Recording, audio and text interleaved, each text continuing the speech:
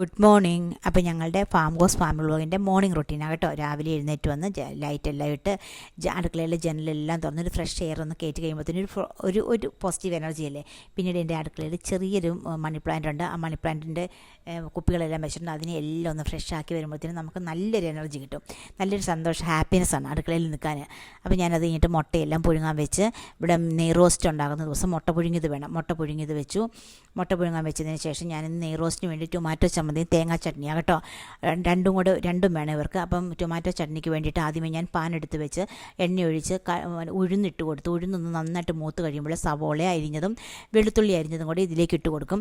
പിന്നീട് അതിലേക്ക് ലേശം മഞ്ഞൾപ്പൊടിയും ലേശം മുളക് പൊടിയും ഇട്ട് കൊടുത്ത് ആവശ്യത്തിനുള്ള ഉപ്പ് ഇട്ട് കൊടുത്തതിന് ശേഷം ഞാൻ 3-4 ടേബിൾ സ്പൂൺ തേങ്ങയും കൂടി ഇട്ട് കൊടുക്കും. ഇഞ്ചി വെളുത്തുള്ളി പേസ്റ്റും കൂടി ഇട്ടിട്ട് കൊടുക്കും. ഇതെല്ലാം അങ്ങോട്ട് ഒരുമിച്ച് ചെറു തീയിലൊന്ന് വഴണ്ട് വരണം. എന്നാൽ മാത്രമേ അതിന് ടേസ്റ്റ് കിട്ടത്തുള്ളൂ കേട്ടോ. പതൊക്കെ ചെറു തീയിൽ വഴണ്ട് വരണം. അപ്പം ഞങ്ങളുടെ വീഡിയോ കാണുന്നവർ ഞങ്ങളെ ഒന്ന് സബ്സ്ക്രൈബ് ചെയ്യണം, ലൈക്ക് ചെയ്യണം, ഷെയർ ചെയ്യണം കേട്ടോ. നിങ്ങൾ മറക്കരുത്, നിങ്ങളുടെ കമൻറ്റുകളിലൊക്കെ എഴുതി അറിയിക്കണേ. പിന്നീട് നമുക്ക് തേങ്ങാ ചട്നിക്ക് വേണ്ടിയിട്ട് ജാറിൻ്റെ അകത്തേക്ക് ഞാൻ സബോള ഇട്ടു, ഒരു വെളുത്തുള്ളിയുടെ അല്ലി ഇട്ടു, വറ്റൽമുളക് ഇട്ടു, തേങ്ങ ഇട്ട് കൊടുത്തു. തേങ്ങ ഫ്രീസറിൽ ഇരിക്കുന്ന തേങ്ങ ആയതുകൊണ്ട് ചെറു ചൂടുവെള്ളം ഇട്ട് വേണം അരയ്ക്കാൻ. അപ്പം നന്നായിട്ട് അരിഞ്ഞും കിട്ടും. അങ്ങനെ തേങ്ങാ ചട്നിക്കുള്ളത് അരച്ച് ബൗളിലേക്ക് ഇട്ട് കൊടുത്ത് പിന്നീട് ഞാൻ അതിലേക്ക് തന്നെ ഞാൻ കടുക് പൊട്ടിച്ചിടുക ചെയ്തേ.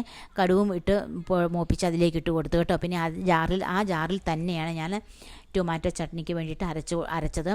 അതും ഇതുപോലെ തന്നെ ഒരു ബൗളിലേക്ക് ടൊമാറ്റോ ചമ്മന്തി അരച്ച് ബൗളിലേക്ക് ഇട്ട് കൊടുത്ത് അതിനും കടുക് പൊട്ടിച്ച് അതും റെഡിയാക്കി വെച്ച് കേട്ടോ.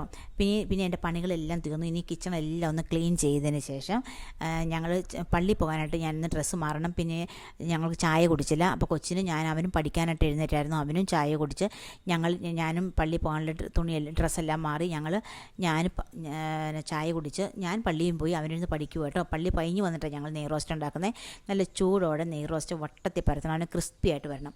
അതിൻ്റെ മുകളിലോട്ട് ഞാൻ നെയ്യൊക്കെ ഇട്ട് നല്ല ക്രിസ്പി ആയിട്ടുള്ള നെയ് റോസ്റ്റൊക്കെ ഉണ്ടാക്കി ഞങ്ങൾ ടൊമാറ്റോ ചമ്മന്തിയും തേങ്ങാ ചട്നി മുട്ടയൊക്കെ കൂട്ടി ഞങ്ങൾ കഴിച്ചു. അപ്പോൾ എല്ലാവർക്കും ഞങ്ങളുടെ വീഡിയോ കാണുന്നവർ ഒരിക്കൽ കൂടി ഞങ്ങളെ ഷെയർ ചെയ്യണം, കമൻറ്റുകൾ അറിയിക്കുക. താങ്ക്